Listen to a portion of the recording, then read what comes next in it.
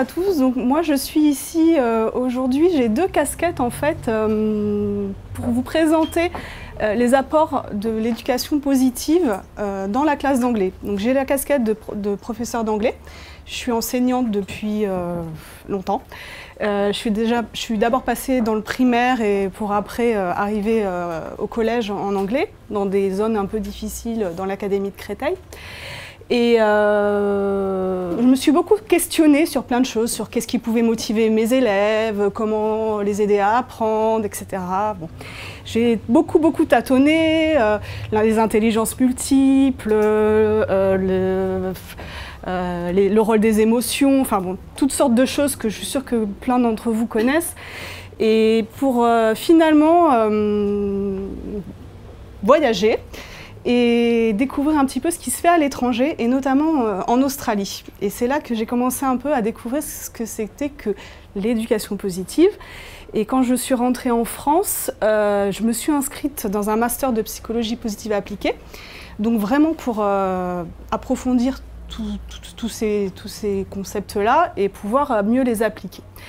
Et de là, j'ai ma rencontre avec Scholavie, avec les fondatrices de Scholavie, Laure Reynaud et le docteur Ilona Boniwell, qui mènent des recherches en psychologie positive. Finalement, je me suis plus axée sur comment développer tout ça en France, aider à ce que ça commence un petit peu à se développer dans nos écoles, parce que je pense que c'est quelque chose de vraiment hyper important. Hop. Alors, on va commencer par une interro orale.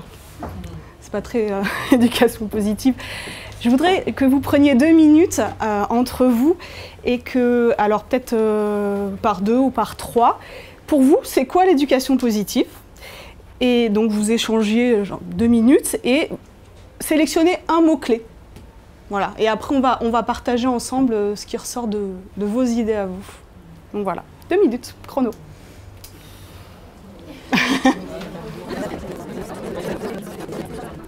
Donc, est-ce que chacun a un mot-clé? C'est bon? Ok, je vous écoute alors. Alors, encourager, ouais. Être bienveillant.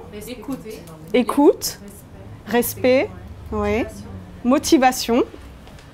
D'autres choses? Communiquer. Bien-être, ouais. C'est un bon point celui-là. Ok, très bien. Oui, vous avez tous raison en fait, parce que tout ça, ça fait partie de l'éducation positive. Et c'est bien parce que, en fait, souvent, il y a certaines confusions avec qu'est-ce que c'est que l'éducation positive, avec des choses comme par exemple la discipline positive ou la pensée positive, ou alors non, le négatif n'existe pas et tout ça. Et les gens ont tendance un petit peu à faire la confusion et voilà, dire c'est quoi, c'est les happy hippies, voilà, ils sont tous contents et tout ça. Et c'est pas tout à fait ça quand même, on est un petit peu happy quand même, mais c'est pas ça. C'est moi ce qui m'a vraiment plu dans l'éducation positive et la psychologie positive, parce que c'est lié, c'est que c'est scientifique, c'est vraiment tout ce qui est fait en psychologie positive et en éducation positive, c'est scientifiquement validé, testé, c'est de la recherche. Voilà, c'est pas juste quelqu'un qui a décidé un jour que c'était bien d'avoir de la gratitude, non.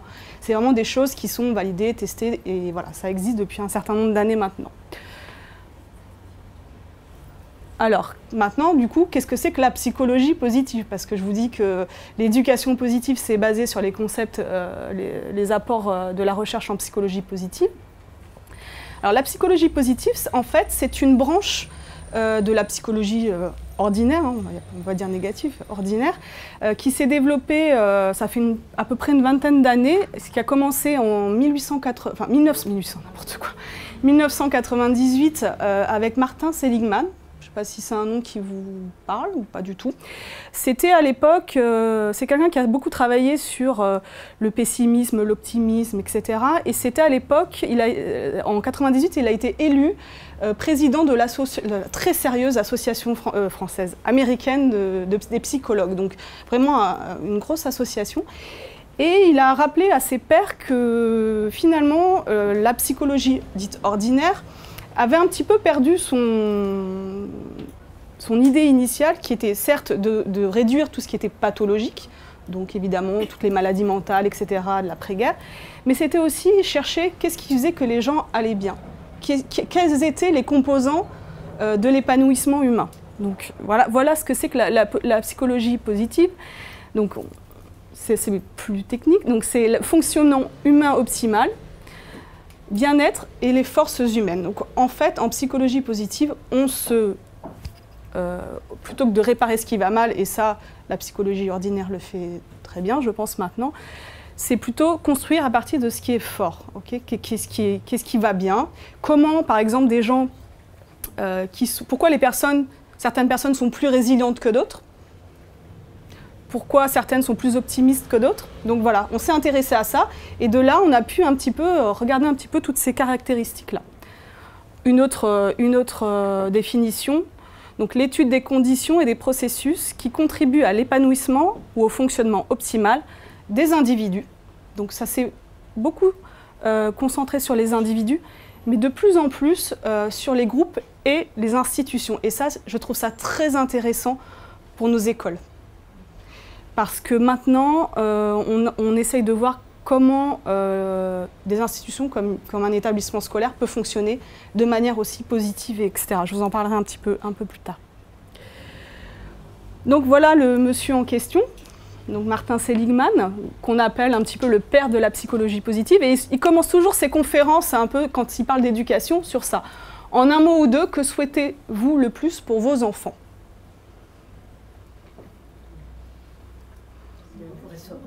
Qu'ils soient heureux, épanouis, curieux, sensés, ouverts aux autres, très bien, ouais. Ok. Donc en général, vous répondez, je vous rassure, vous êtes comme tout le monde, tout va bien. Vous répondez comme dans chaque salle, on a toujours à peu près les mêmes réponses. La question, c'est qu'est-ce qu'on apprend à l'école ? Donc je pense que beaucoup d'entre vous connaissent cette citation d'Einstein. Tout le monde est un génie, mais si vous jugez un poisson par sa capacité à grimper aux arbres, il passera sa vie entière persuadé qu'il est totalement stupide. Alors sans trop peser sur nos écoles, c'est vrai qu'on a quand même tendance à beaucoup se focaliser sur tout ce qui est performance académique, etc. La discipline, les choses, voilà. On a finalement tout ce qu'on a dit. Quand est-ce que dans nos écoles, on apprend à être ouvert aux autres? Quand est-ce qu'on apprend à être bien dans sa peau, à savoir s'adapter, etc. Nos enfants, et notamment cette génération-là, le monde change beaucoup et change très vite.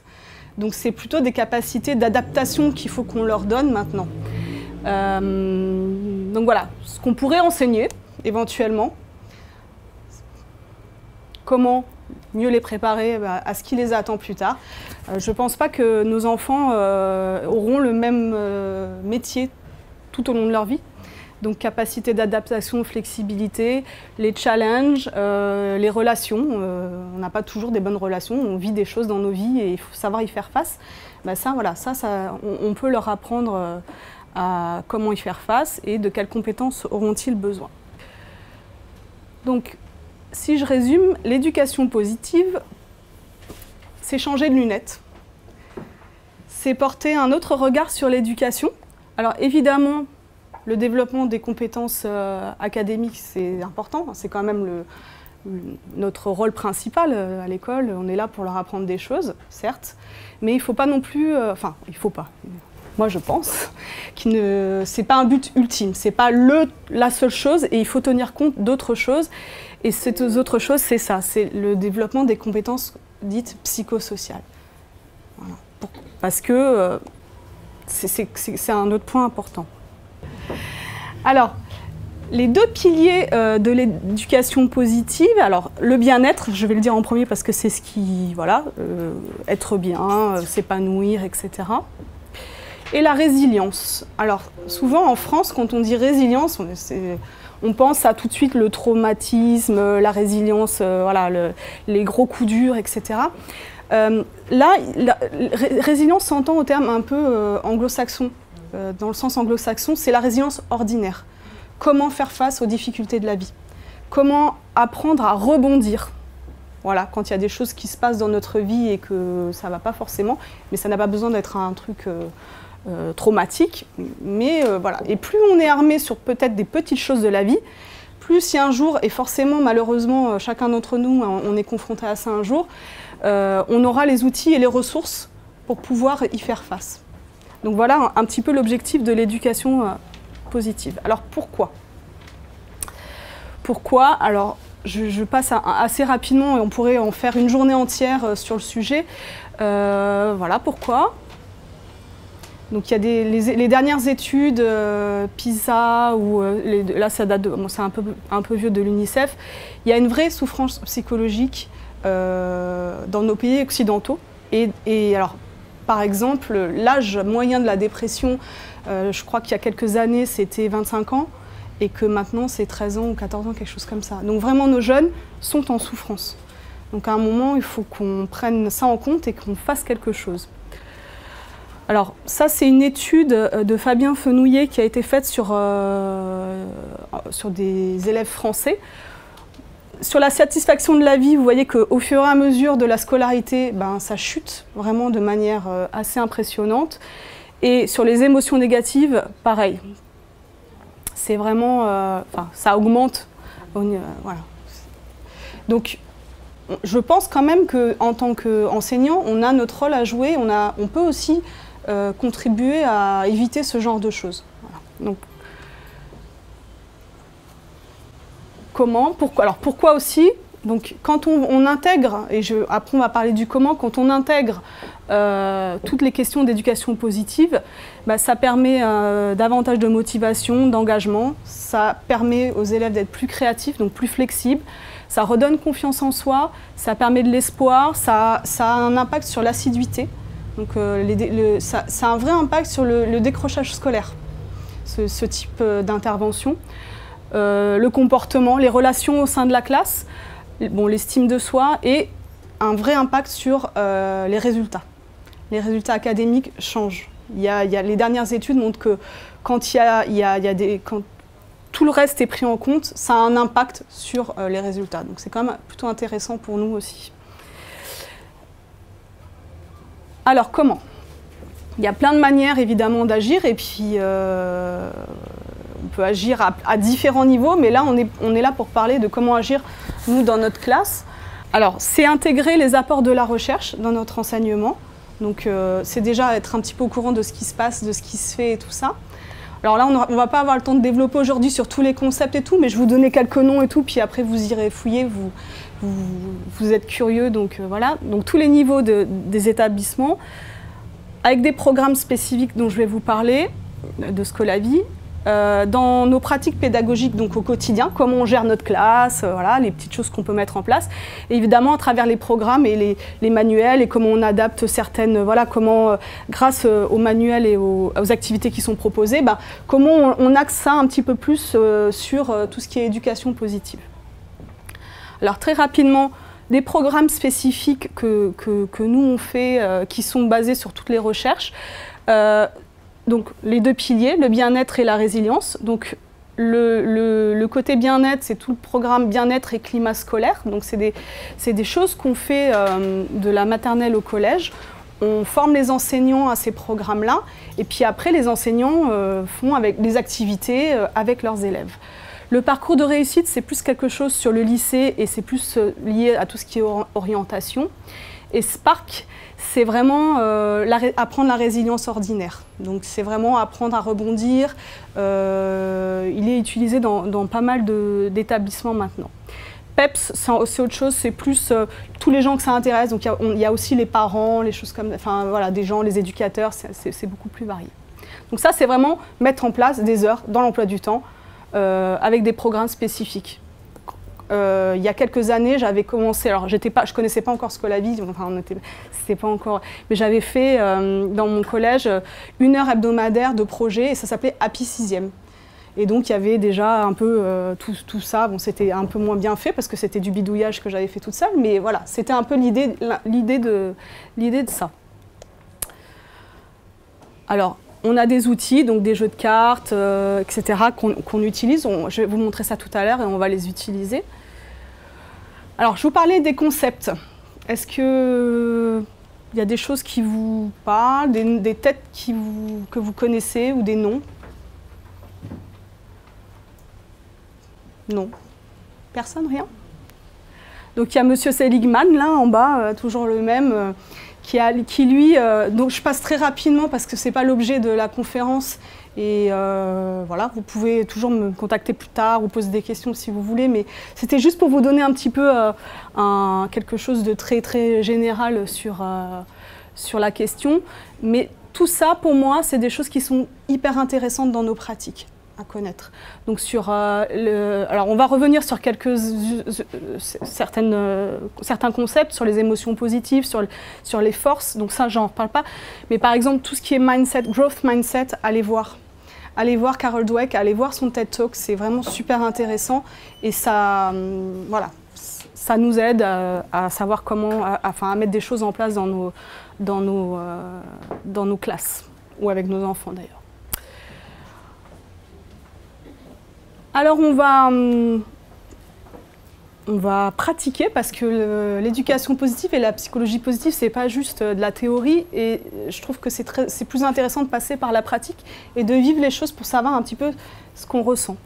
Donc ça c'est une partie des cartes des forces de nos outils. Et c'est basé sur la théorie des forces de caractère. Donc en psychologie, c'est un des piliers de la psychologie positive, c'est ça, c'est finalement, chacun d'entre nous a des forces. Et si on s'appuie sur nos forces, ce qui est déjà fort en nous, si on les fait travailler, si on les identifie et qu'on travaille avec, on réussit mieux, on se sent mieux, on a plus d'énergie. Enfin voilà, ça n'a vraiment que du positif. Alors ce que je vais vous demander là, peut-être par deux cette fois-ci, c'est de choisir, alors ça c'est en anglais, vous avez le droit de parler français si vous voulez, ou si vous voulez le faire en anglais, vous pouvez. C'est de choisir une force qui vous représente le plus. Et avec votre binôme, de discuter sur cette force, et d'expliquer pourquoi vous avez choisi cette force, et de donner un exemple quand est-ce que dans votre vie, vous avez utilisé cette force. Voilà. Non mais... Donc je vous invite à vous tourner vers, je sais pas, voilà, ou par deux ou par trois si vous voulez, ce qui est le plus simple. Je vous laisse un petit temps de réflexion quand même. Et puis après, on en reparle tous ensemble.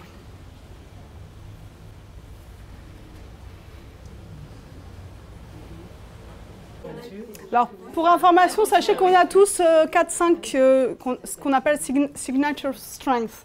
Donc vraiment les forces qui nous représentent le plus. Voilà, entre 3 et 7. Pensez à vraiment parler d'une situation où vous avez utilisé cette force. Ouais.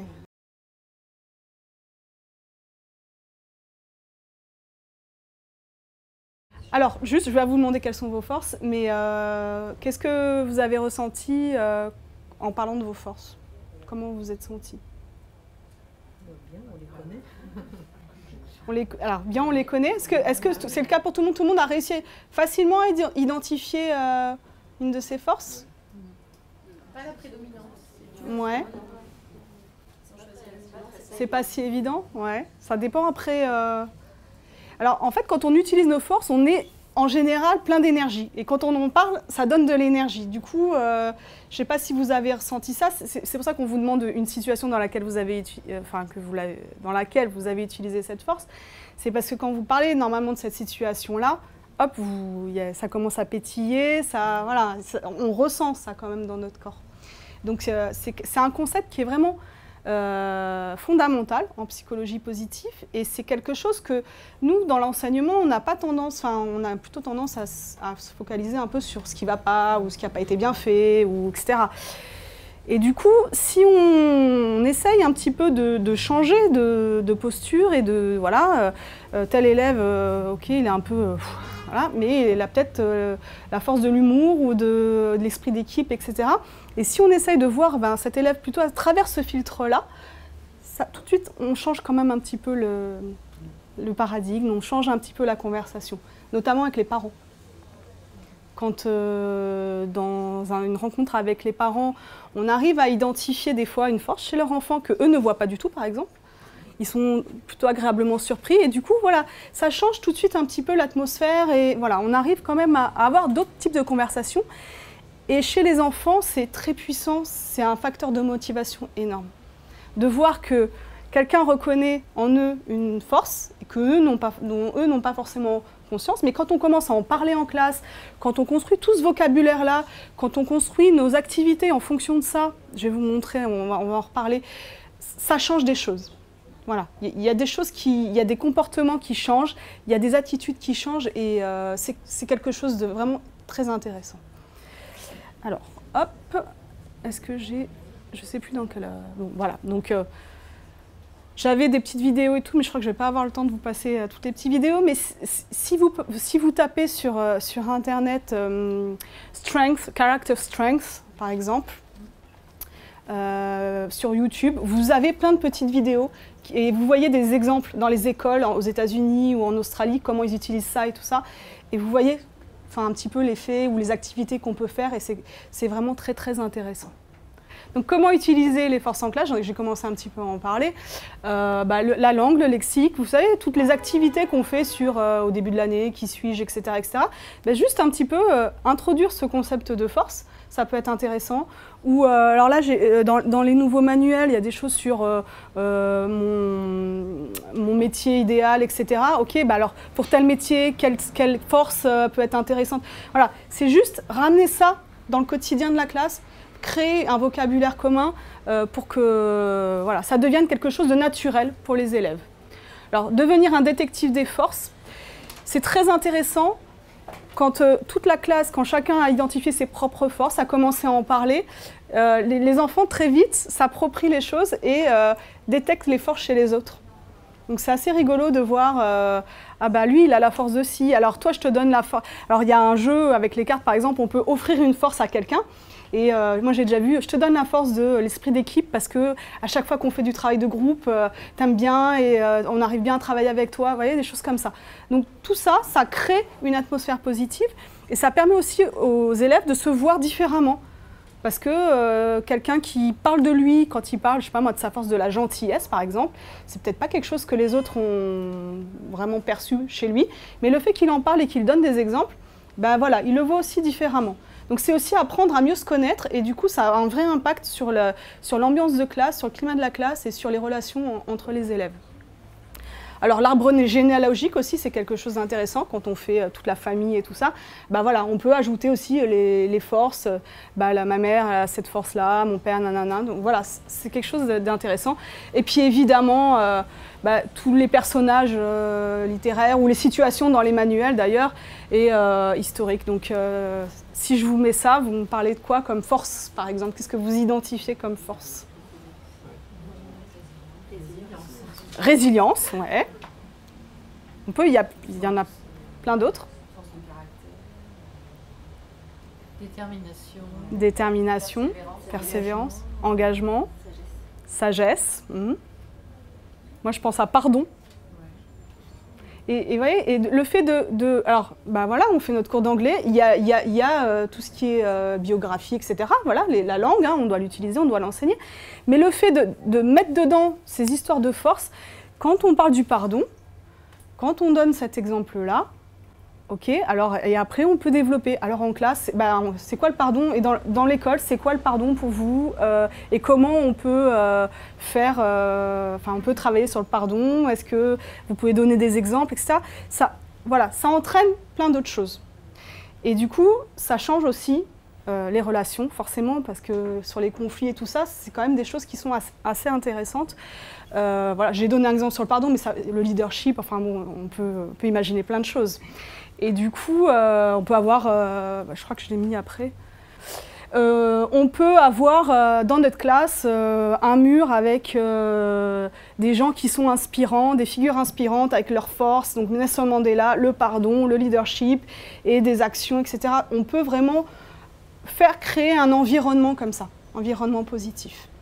Donc je suis allée un peu vite, mais là c'est plus la classe, comment créer cet environnement. Donc le matin, les positive news, ou avoir un mur avec des positive news, ça change un peu.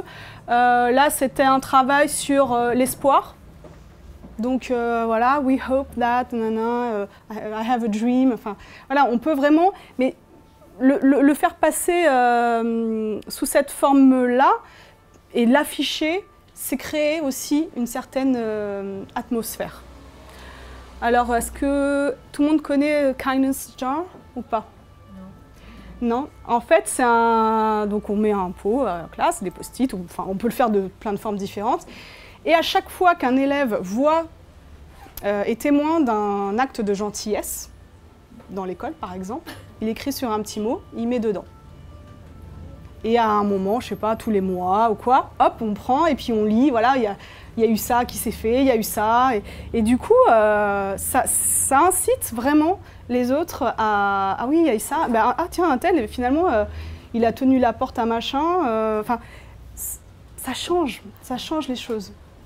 Moi, j'ai vraiment vécu des choses très comment dire, puissantes en classe avec ce genre de choses, parce que des enfants qui étaient toujours vus très négativement, qui avaient vraiment une image, et qui ont entendu pour la première fois qu'ils étaient gentils, enfin, ça change des choses et ça change des comportements, et ça change au niveau du travail, au niveau de la motivation et de l'investissement des enfants en classe. Ça, on va revenir. Bon, alors après, partager des émotions. J'ai pas parlé des émotions positives, je commence à être un peu... Je parle trop, je crois. Les émotions positives, c'est Barbara Fredrickson, c'est la chercheuse qui travaille sur les émotions positives. Ça nous permet d'être plus créatifs, d'être... c'est pas juste sur le moment, vous voyez? C'est pas juste, tiens, c'est bien, c'est fun, et puis... Non, ça a un vrai pouvoir d'ouvrir notre esprit. Est-ce que je peux revenir en arrière? Vous savez, quand on est stressé et que tout se ferme, ça c'est notre historique d'évolution, on est en mode fuir ou combattre, le flight or fight, voilà. Et ça, c'est le stress qui crée ça. Et ben, les émotions positives, c'est le contraire. Ça nous ouvre, on est plus flexible, on a une pensée plus créative, plus flexible, etc. Et ça nous permet d'être plus résilients, ça nous permet de nous développer. Et donc ça, c'est important. Et c'est pour ça que faire en sorte qu'il y ait une atmosphère positive, des choses, qu'on soit sur le jeu ou des choses ludiques, ou partager une petite vidéo un peu marrante, ou un élève amène, chacun amène une joke, enfin, je sais pas, des choses comme ça, par exemple. Après, vous êtes très créatif et je suis sûre que vous trouverez plein de manières de le faire. Mais ça, c'est pas juste... Alors, moi, j'entends souvent, ouais, c'est de la démagogie, non, je suis pas là pour ça, etc. Non, ça a un vrai rôle. Ça a un vrai impact sur l'apprentissage de nos élèves. Ça les aide à apprendre mieux. Je veux dire, c'est scientifiquement prouvé, c'est pas juste de l'habillage. Ça sert à quelque chose de faire ça. Donc, juste très rapidement, ça, c'est ce qu'on appelle les interventions de psychologie positive. Donc, c'est les choses qui ont vraiment été validées plein de fois partout dans le monde. Enfin, c'est vraiment au niveau culturel. Donc, l'expression de la gratitude. Donc ça peut être sous forme de la lettre de gratitude ou la visite de gratitude ou juste, vous savez, en France, on a les 3 kiffs par jour, là, les choses comme ça. Ça a été validé. Bon, les 3 bonnes choses, les forces, activer ses forces d'une nouvelle manière. Ce que je vous parlais, les actes de gentillesse, on fait un peu... voilà. La réminiscence positive, se rappeler des bons moments, se concentrer sur les bons moments. L'exercice. Et tout ce qui est pleine conscience, la respiration, etc. Donc prendre le temps de respirer en classe et tout ça. Tout ça, ça a été validé. Donc tout ça, l'exercice physique. Bouger. Nos élèves ont besoin de bouger. Donc quand ils sont assis toute la journée, comme ça, à pas bouger, et qu'on passe leur temps à leur dire ne remue pas, ne fais pas ci, ne fais pas ça, ben, à un moment, il faut se poser des questions sur est-ce que, voilà, qu'est-ce qui est le mieux pour eux pour apprendre, quoi. Après, on est limité dans ce qu'on peut faire, je veux dire, mais le savoir et pouvoir en tenir compte, c'est déjà pour moi une première étape, je pense. Donc, utiliser le calendrier de la même manière en cours d'anglais. Donc, ce dont je vous parlais, les Random Acts of Kindness. Donc, par exemple, au mois de décembre, au lieu de faire un calendrier de l'Avent lambda, on peut utiliser ce type d'activité. Donc ça, vous en trouvez plein de suggestions hein, sur Internet. Si vous tapez Random Act of Kindness, il y a plein de choses qui sont faites. Donc ça peut être intéressant. Utiliser Thanksgiving et tout ça dans l'expression de la gratitude. Alors, est-ce que si j'appuie... Non, ça marche pas. Il y avait une petite vidéo sur le Character Day. Character Day, c'est le 23 ou le 24 septembre, je pense, si mes souvenirs sont bons. Et en fait, c'est assez récent, je crois que ça a 2 ou 3 ans, mais ça prend des proportions au niveau international, et c'est ça qui est intéressant, c'est que c'est des choses qui sont faites dans plein de pays différents, et du coup, le fait de faire participer notre classe à ça, c'est quand même super intéressant aussi, parce que voilà, ils voient que dans d'autres pays, ça se fait et tout ça. Donc, si vous tapez Character Day, vous allez tomber sur le site, et puis, alors eux, en plus, ils fournissent plein de documentation, plein de choses pour pouvoir mener le Character Day et c'est gratuit pour les écoles. Donc vous inscrivez votre classe et puis vous recevez tout le matériel et puis voilà, après ça permet de parler justement des forces de caractère, etc. et de commencer à mettre ça en place. Ça, pour quelqu'un qui ne connaît pas du tout le concept, c'est intéressant de pouvoir s'appuyer sur des choses comme ça. Alors sur le warm-up, là, j'ai mis un peu plein de choses différentes. Le Positive News dont je vous ai parlé tout à l'heure, donc au lieu de faire, je ne sais pas comment vous faites vos warm-up, on est tous différents, mais souvent on demande des news, des choses comme ça, là on peut demander aux élèves de dire, voilà, plutôt qu'un tel s'est fait tuer, ou je ne sais pas quoi, quel accident, ou le tremblement de terre, je ne sais pas où, peut-être essayer de trouver qu'est-ce qui va bien dans le monde. Voilà, c'est juste une façon aussi de voir les choses. Pour les plus jeunes, le weather. Ok, une fois qu'on a fait la météo et tout ça. Mais finalement, si on leur demande leur météo intérieure, c'est une façon d'utiliser le vocabulaire et à la fois de savoir comment ils vont. Et peut-être que celui qui dit qu'aujourd'hui c'est tout rainy à l'intérieur de lui-même, ok, c'est juste une info, et puis, mais au moins on en est conscient, on le sait, quoi. Voilà. Et puis ça permet aussi peut-être aux autres de pas le titiller ce jour-là, je sais pas. Enfin, alors, j'ai mis quoi d'autre? Bon, après, voilà, tout le travail sur tout ce qui est les citations, les choses comme ça. Donc, j'ai mis, alors, soit des citations un peu, voilà, des choses un peu qui illustrent, voilà. Donc, ça peut permettre d'amorcer une discussion avec nos élèves et tout ça. Là, sur You don't have to be positive all the time, hein, voilà, et c'est ça aussi. C'est important de dire qu'on a le droit, vous êtes des élèves, mais vous êtes aussi des enfants, des individus, vous avez le droit d'aller mal à des moments, de se sentir pas bien. On n'arrive pas, nous, en tant qu'enseignants, des fois, voilà, on est tous humains et on a besoin aussi de pouvoir se dire que c'est OK de ne pas aller bien une fois, enfin, de temps en temps, de ressentir des choses négatives et que ça va passer. Alors ça, c'est juste le petit côté humour, je ne sais pas si... L'humour aussi. C'est sympa de travailler avec nos élèves sur des trucs un peu marrants comme ça, et puis voilà, ça aussi, ça permet des échanges, ça peut être sympa. Alors, les cartes, les cartes, on va de nouveau se faire une petite activité pour vraiment vivre les choses, et on va vous distribuer des cartes. Donc ça, c'est pour des choses qu'on peut faire en warm-up ou en activité dans la classe. Une chacun, essayez de ne pas avoir la même couleur. Non, au hasard. Alors encore une fois, par groupe de 2 ou 3, vous pouvez changer, vous pouvez vous tourner vers l'arrière pour changer un petit peu de personne ou pas, enfin comme vous voulez. Et je vais vous demander d'expérimenter les petites activités ou vous en choisissez une pour le groupe et puis voilà. Voilà.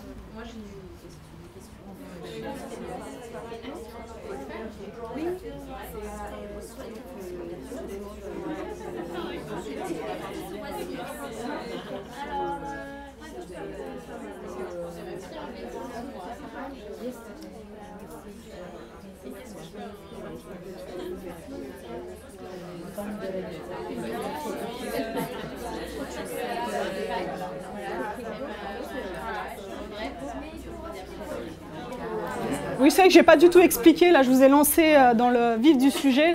Là en fait c'est juste une activité pour moi, vous faire découvrir un petit peu les cartes. Et finalement ces cartes-là nous servent à, qu'est-ce que c'est à comprendre c'est quoi les compétences psychosociales, de quoi on parle quand on parle de compétences psychosociales. Donc en fait, ce jeu-là en particulier, mais voilà, c'est juste un outil parmi plein d'autres. Ça, c'est un jeu de cette famille, tout simple. Donc avec plusieurs familles, on va voir lesquelles, parce que vous n'avez pas tous eu les familles. Donc on peut jouer soit en jeu de cette famille classique, donc on s'échange les cartes, on essaye d'avoir sa propre famille et tout ça. Ou alors sur chaque carte, il y a une petite activité et on peut choisir de faire l'activité. Alors là, j'ai sélectionné les cartes parce que j'ai sélectionné les petites activités qu'on peut faire comme ça rapidement parce que je savais, voilà, c'est le contexte. Et il y a certaines cartes où c'est vraiment des choses plus réfléchies, qui prennent un peu plus de temps, etc. C'est des cartes qu'on utilise en classe. Alors, en français ou en anglais, bon là, j'ai choisi en anglais parce qu'évidemment, je savais que vous avez vous en face de moi, mais voilà, on les a aussi en français, qu'on peut faire en vie de classe, par exemple. Enfin, voilà, c'est pas... et en famille. En famille, c'est super intéressant de jouer à ce type de jeu aussi parce que, voilà, c'est pas des choses dont on a l'habitude de parler. Des fois, parler, je sais pas, alors, je sais pas si quelqu'un l'a vu, mais de sa plus grosse erreur. C'est pas le truc qui vient dans la conversation au repas du soir en général. Mais finalement, voilà, ça permet d'engager d'autres types de conversations aussi. Voilà. Donc, justement, pour que tout le monde puisse quand même avoir une petite idée de tout, parce que je vais vous faire un petit jeu de devinettes. Donc, on va voir si vous retrouvez vos familles. Je suis la famille qui permet de développer des sentiments de quiétude au quotidien pour favoriser la paix en soi et autour de soi. Alors, si vous avez cette carte-là, manifestez-vous. Si vous avez une carte de cette famille, peaceful. Peaceful, vous avez repéré, ouais. Donc, la famille paix. Donc il y a toute une famille paix. Donc vivre en paix, c'est pas forcément vivre sans conflit, c'est juste apprendre à mieux gérer les conflits. Donc l'histoire du what went well, c'est l'histoire des trois choses, etc. Et ça, c'est vraiment une activité qui a été validée. Si tous les soirs, pendant une semaine, vous écrivez quelque part toutes les choses qui ont bien été dans votre journée, et ça augmente votre niveau de bien-être. C'est vraiment quelque chose, voilà, ça marche, ça fonctionne. Voilà. Alors, deuxième famille. Je suis la famille qui vise à apprendre à penser différemment pour oser au quotidien et donner le goût d'apprendre et de créer. Alors, il y en a qui ont... ça parle ou pas? Creative, oui. La famille créative. Donc, en fait, détecter les processus de créativité, comment améliorer notre propre créativité, etc. C'est aussi avoir une flexibilité de réflexion, voilà, un état d'esprit flexible. Et finalement, on devient plus flexible dans plein de choses. Donc, c'est pas juste être créatif et savoir faire des choses, c'est bien, mais c'est pas juste ça. C'est aussi faire qu'on devient une personne plus flexible, on peut se mettre peut-être plus facilement à la place de l'autre, ou des choses comme ça. Et du coup, toutes ces capacités-là, quand elles sont développées, ça a un vrai impact aussi. Je sais plus, dans les cartes, je dois la voir. Qu'est-ce qu'on proposait? Donc le trésor du jour, qu'est-ce que vous avez appris aujourd'hui? Alors voilà, ou être curieux, est-ce qu'il y a une chose... alors là, c'est partager avec les autres quelque chose qu'il a lu ou qu'il a... Donc les autres, du coup, ça vont être plus curieux. Oui, on a aussi une carte où c'est qu'est-ce que j'aimerais apprendre? J'aimerais apprendre, je sais pas, le japonais, je sais pas quoi, enfin vraiment... Et on peut être fou, on peut tout imaginer, et c'est ça qui est bien. Et du coup, voilà, vraiment une ouverture d'esprit. Alors, la suivante. Je suis la famille qui met en avant les moyens de favoriser les relations positives et ainsi répondre aux besoins d'appartenance sociale. Ouais, vous êtes fort. Ok. En fait, tout ça, ça aide à lutter à réduire le sentiment d'isolement, la perte de sens de la vie, etc. Et ça, c'est deux facteurs qui sont très présents dans la dépression notamment. Donc, le fait d'avoir des relations positives, non, je vous en prie, des relations positives et tout, c'est vraiment un facteur essentiel du bien-être. Alors individuel, mais aussi collectif, parce que ben, voilà, on apprend à se connaître, on a des relations plus positives et tout ça. Si je ne vous fais pas la devinette, ça ne marche pas. Je suis la famille qui met en avant les moyens de renouer avec des activités agréables du quotidien. Pleasure, oui. Pleasure, donc ce dont on parlait, la réminiscence positive, donc se rappeler des moments agréables ou positifs, etc. Et de les partager.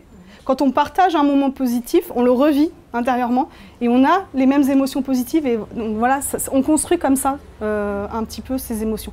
Et quand on partage avec les autres ou quand on parle des moments qu'on a partagés ensemble, et ben voilà, c'est aussi un facteur de lien. Je suis la famille qui met en avant différentes façons d'entretenir la forme physique et la santé. Voilà. Donc la famille du bien-être. Donc là, l'activité, alors on a des activités plus... Donc je vous parlais du besoin de bouger, etc. Et c'est très important parce que ça a un vrai impact sur notre cerveau et tout. Le fait de s'aérer, de respirer, etc. C'est hyper important pour nos élèves. Et ça aide aussi à la concentration, à l'attention, etc. Ainsi que les choses un peu plus calmes de respiration, prendre le temps de respirer, de se calmer, etc. Ben, avant une évaluation, par exemple, ça permet de tous un peu déstresser, des choses comme ça, juste respirer en classe. Alors, au début, ils nous regardent tous, qu'est-ce qu'elle a, celle-là, elle veut me faire respirer. Hein. Mais bon, il faut assumer à un moment. Mais finalement, ils aiment ça. Et comme ils sentent que ça a un impact sur eux, et ben, ils le font. Et c'est, voilà, après on les voit, c'est marrant quoi, à faire en classe. J'ai une collègue qui fait de la relaxation. Ouais. Bah après, ça, voilà, c'est... Des éléments très résistants, ils refusent. Bah après, bah voilà. Hein. Ouais. Alors, c'est sur la pleine conscience, la respiration et tout ça. Donc bon, le stress, l'anxiété, j'en ai parlé en fait. Le sommeil, se relaxer, prendre conscience de soi. Gérer mieux, ça régule les émotions aussi. Quand on est un peu en colère, si on a appris à pouvoir respirer avant d'exploser, ça aide. Les relations. Donc tout ça, c'est des impacts qui ont été étudiés. On n'a pas décidé que ça avait ça comme impact. Ça a été étudié, ça a été montré dans des... Alors, je suis la famille qui permet de mettre en avant les moyens de développer des attentes positives que l'individu peut se donner dans une situation donnée. Donc, la famille optimiste. Donc là, par exemple, Success of the Month ou Mistake of the Month. Voilà. Je suis cette famille qui met en avant les moyens de développer les croyances qu'a un individu en ses ressources internes, ses croyances sur le fait de disposer ou non des ressources nécessaires pour atteindre un objectif qui s'est donné. La famille, confiance. Donc vous voyez, des choses comme ça, c'est quand même très simple à mettre en place. Bon, ça c'est encore l'histoire de la météo intérieure, etc. C'est des toutes petites activités, mais finalement, qui augmentent, qui font que la confiance en soi augmente. Alors, bon, il y a toutes les cartes, hop. Évidemment, on est professeur d'anglais, donc je vous ai parlé des choses qui peuvent se faire en anglais, mais c'est transposable à toutes les matières, enfin, à tous les niveaux d'un établissement. Il y a des établissements qui sont vraiment à la pointe de tout ça et j'ai quand même pas résisté. Voilà, Geelong Grammar School, c'est une école en Australie qui fait de l'éducation positive, mais à tous les niveaux. Tout le monde est formé, le personnel enseignant, les dames de cantine, enfin tout le monde. Et ils vivent éducation positive et c'est vraiment le collège et éducation positive. Il y a des universités qui sont en train de se mettre en place au Mexique. Tech Millennium. En Angleterre, ça se développe beaucoup aussi. Et si ça vous intéresse, vous pouvez aller sur le site de l'IPEN. C'est le réseau international d'éducation positive. Ils font pas mal de choses, il y a des articles, des choses comme ça. Et donc il y a une université en Angleterre qui a décidé de devenir la première université positive au monde. Et c'est un monsieur qui s'appelle Sir Anthony Sheldon, je ne sais pas si vous connaissez. Donc, Voilà, c'est le biographe de Tony Blair, enfin un historien très connu, etc. Et qui est recteur de cette université. Je voulais juste lui laisser le mot de la fin en fait, à ce monsieur. May seem crazy what I'm about to say. Sunshine, she's here, you can take a break. I'm a hot air balloon that could go to space. With the air like I don't care, baby, by the way. Come on, clap along if you feel like a room with... Donc moi j'ai vu cet homme en conférence dans un colloque international faire la chandelle au milieu de la scène devant 1000 personnes. C'est très intéressant de voir comment on peut incarner à la fois l'excellence britannique et ne pas trop se prendre au sérieux et donner l'exemple. Oui, c'est un Sir British, voilà. Donc bon, après vous pouvez, la vidéo est sur YouTube, vous pourrez la retrouver. C'est quoi le nom de l'établissement? C'est l'université du Buckinghamshire, je pense. Mais si vous tapez Anthony Sheldon, vous trouverez toutes les indications sur ce monsieur. Voilà. Merci à tous pour votre attention.